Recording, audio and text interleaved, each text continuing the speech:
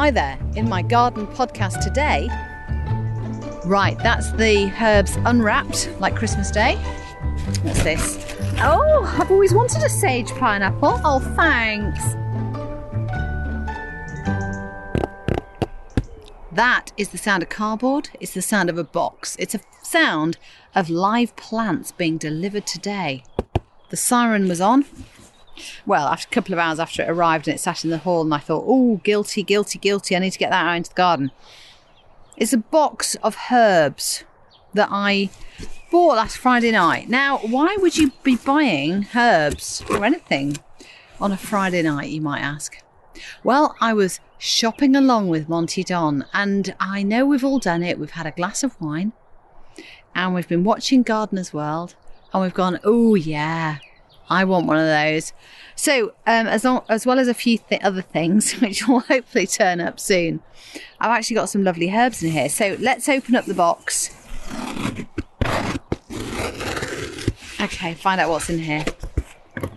Next to me, I've got, here's one I made earlier, crocked up, like a massive teacup sort of style pot. It's quite big, quite deep. It's going to take a lot of compost, probably nearly all of the bag of compost I've got.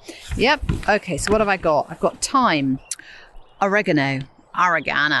Okay. Rosemary upright, and then rosemary trailing. And I've also got cardoon. Now, I've got two of those. I don't know what cardoon is. I'll have to Google it again. Oh, jeez. This is the problem, isn't it, with sort of shopping late at night on the internet. Here we go. Oh, this is looking good. What's this? Oh, it's like Christmas, isn't it? Oh, I've always wanted a sage pineapple. Oh, thanks. Oh, that's brilliant. Give it a sniff. Oh, it does smell pineapple-y. Gently so, not horribly so. What would you use it for? Okay, it's an aromatic patio plant, wonderful pineapple scent.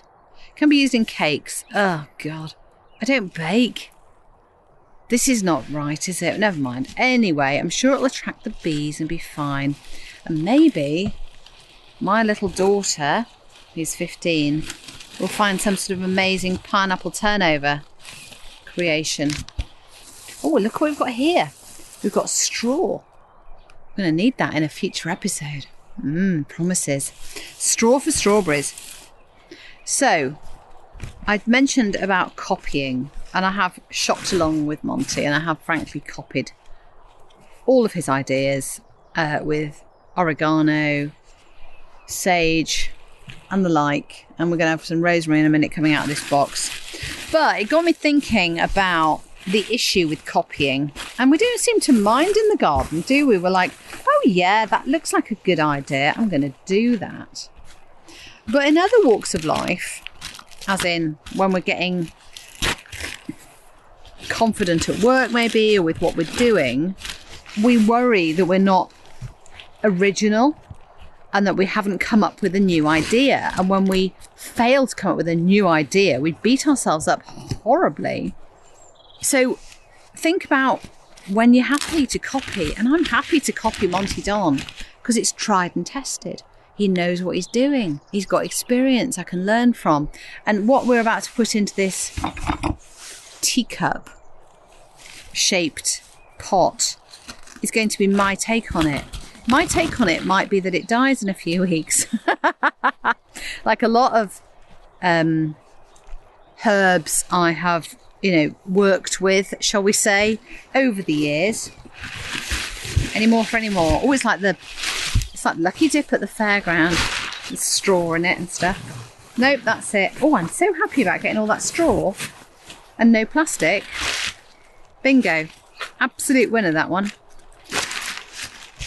So that all smells great, and I'm going to copy Monty Don, I don't care. And I think the lesson for me, I have worked out during that chat, is to keep on, reinventing, but in a small way, and reinventing, not inventing. It's not necessary. I hope that's sort of useful to a lot of people, actually. I hear that a lot from people going, oh, I didn't do that because I'm not original. I don't have an original idea or a thought. Anyway, I'm amid the herbs, I've entered into motivational speaking mode. Sorry. Right, that's the herbs unwrapped like Christmas Day. Let's get some of this compost into the pot.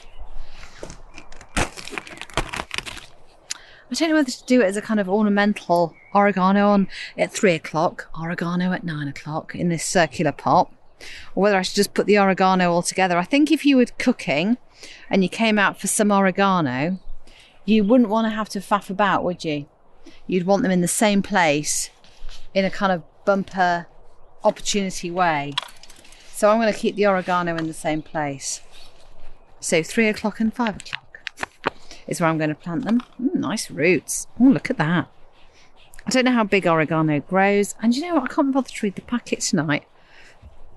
Right, oregano's in. Next. Thyme, snowdrift. No idea. Oh, I know what. Yes, it's flooding back to me now. This snowdrift thyme is cascading, but it's also rather marvellously a bit of a gap filler. So I think it will range quite nicely, which is what I'd like it to do in this quite big surface area. Cascading. Okay, let's see how cascadey it goes. Yeah, I think in the past I've been guilty of packing too much in. And then we've got our sage pineapple.